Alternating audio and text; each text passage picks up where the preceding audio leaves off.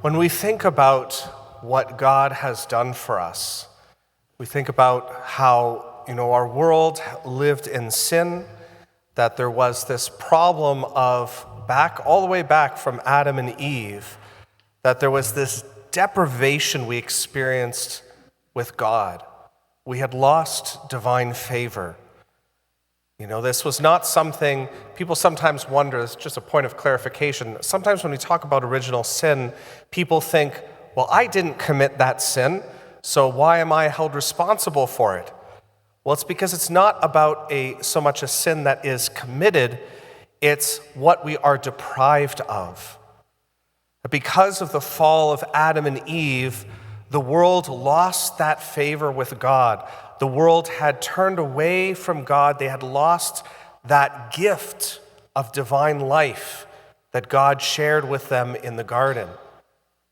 And so humanity, in a certain sense, has been missing something all this time. It's not that we did anything, but we've never been quite whole. We've never been quite in right relationship with God. Now, St. Thomas Aquinas says that God could have, if he had wanted to, simply have said to the world, "You are forgiven." He didn't need to do anything more. He's God. He was the one with whom the relationship was broken. He merely needed to will that it be okay, and it would be okay. But God did not want to simply just wave his hand and say the problem is solved, because what would that do for us? We would probably carry about our everyday lives unaffected, feeling like there is no difference. We would still turn to sin. We would still turn away from God because we would not really know him. We're people of example in relationship. We need to see, we need to touch, we need to encounter, we need to experience things for ourselves, right? For most of the things that we really believe in are things that we have encountered for ourselves and come to know. And so when we hear in the gospel today, and this is the perfect time to do so, of course, as we're getting near to the end, to remember, where is our goal right now? The goal is the resurrection, right? That's what we're aiming for right now. We're coming to the resurrection of Jesus. And so we're being reminded what the whole purpose of this Lenten season is. And that is, we hear in the reading that God so loved the world that he gave his only begotten Son. He so loved the world that he gave his only begotten Son so that we might be saved. He did not come into the world in order to condemn the world, but to save us. Now, this is that famous line, John 3:16, that was constantly up in sports games and stuff like that, people posting that and putting up the signs, and many people have heard that. That's one of the most common things. John 3:16, John 3:16, for God so loved the world that he sent his only Son, his only begotten Son. And so that the world might be saved through him. But why this is so important is that, as I said, God could have done anything else, and yet he wanted to encounter us. He wanted to enter into creation himself. He did something absolutely unheard of. If you think of God, infinite, pure actuality and being, God who is above all things, who has always existed, always has been, always will be, the God who brought everything into being, all creation is through him and for him. So this God would become part of his own creation, unite himself to it in such a way that he actually becomes a human being? I mean, it's not something that anyone would think would be a thing that God would do. And if God were to do something like that, if anything, we'd almost expect that God would come into the world in order to seek divine retribution, to pass judgment. And yet, well, this is odd. The scriptures say that Jesus came not into the world to condemn the world, but to save it. And yet it describes how dark the people are, how sinful the people are, how much they have turned from him. And yet Jesus comes into the world not in order to punish us, but because he wants to save us.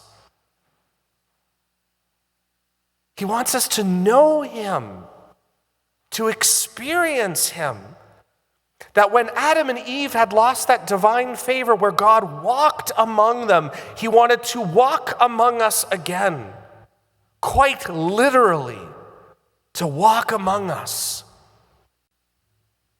so that people would actually meet Jesus, meet God, hear his voice.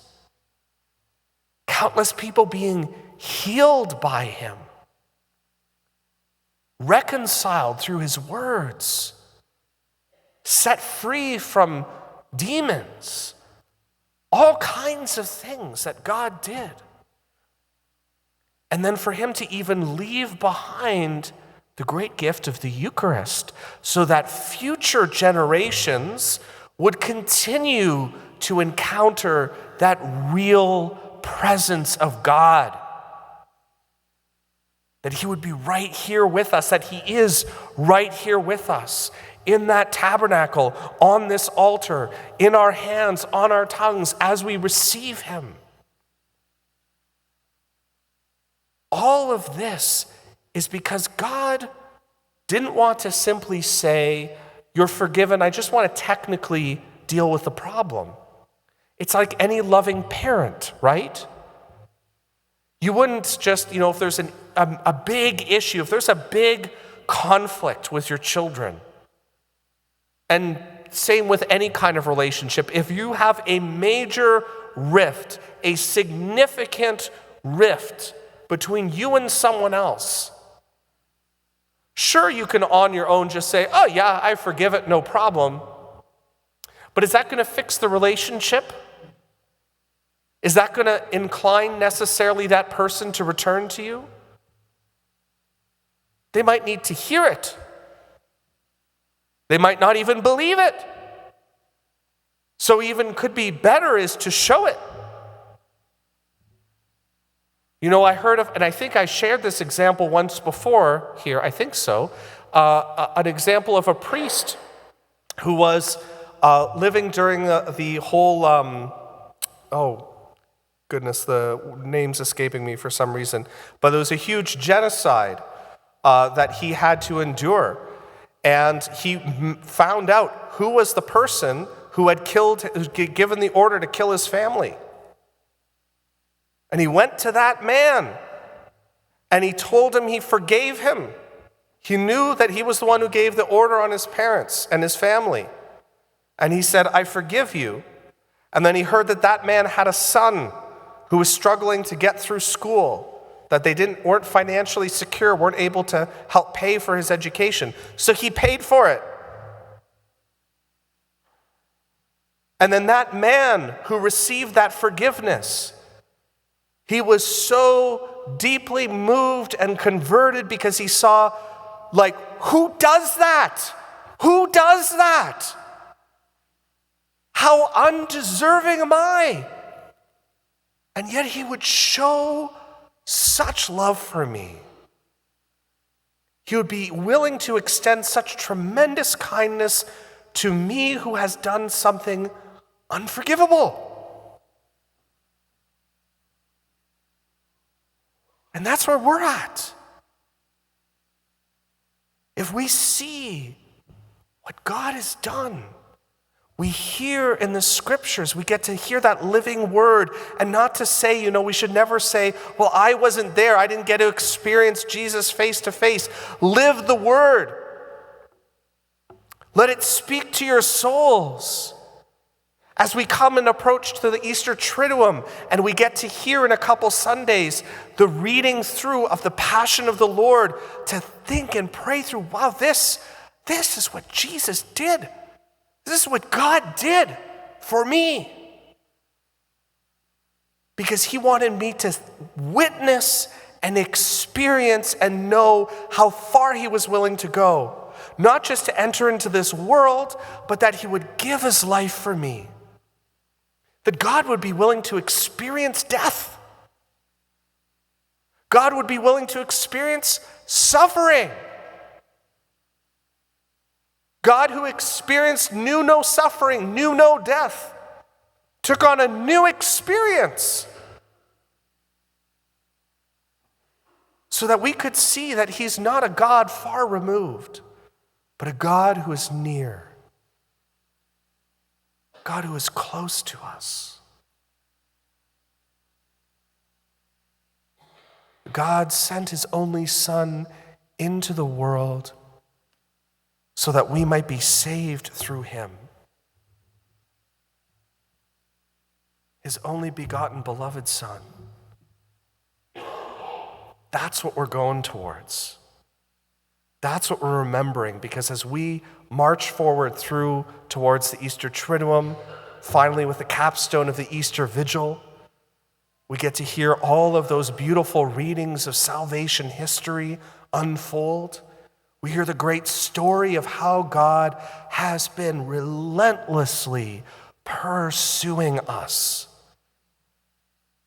To say, I want you to see for yourself, to feel it, to know it, that I love you more than you could ever imagine. That nothing you've ever done or could ever do would make me say, forget it. He came not to condemn us, he came to save us. So let us not be people who hide in the darkness, running from God, refusing that grace, but come to the light. Bathe in the light, receive the light. It is for you. It is for you. You were made for him, and he has given himself entirely to you. It is a match made literally for heaven.